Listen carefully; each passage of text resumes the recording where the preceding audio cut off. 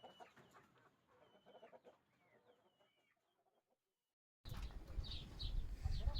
الله الرحمن الرحيم، والصلاة والسلام على رسول الله. السلام عليكم، مرحبا بكم في قناتي وقناتكم عالم طيور 24. شكرا للمتتبعين والمتتبعات الأوفياء اللي انضموا للقناة ديالنا، والناس القدام مرحبا وألف مرحبا. اليوم إن شاء الله جولة خفيفة ظريفة عند هذا السيد اللي عنده هاد الخرفان وشي خروفات. المهم الحولي الكبير 7000 درهم. الرأي ديالكم علاش درت هذا الفيديو؟ واش هذاك الحولي كيستاهل 7000 درهم ولا لا؟ عطونا الآراء ديالكم وقولوا لنا الأثمنة عندكم واش تقلبات. حيت دابا شحال من واحد كيقول لك لا السوق هبط، السوق طاح من دخلت السلعة ديال اسبانيا، والله اعلم. المهم نحاولوا نشوف الآراء ديالكم، المناطق اللي كاينين فيهم تقدروا تشرفونا بها وتقولوا كي داير الثمن، ونخليكم مع هذا الفيديو اللي فيه هاد ربعة الخرفان، وكذلك فيه شي خروفات. اللي بغى نعطي الرقم ديال مولاهم يتواصل معاه، مرحبا والف مرحبا. مكان التواجد نواحي مدينة اليوسفية، عنده هاد البركة الخفيفة. المهم الحولي الكبير، اعطوني رأيكم فيه، واش رخيص ولا غالي ب7000 درهم.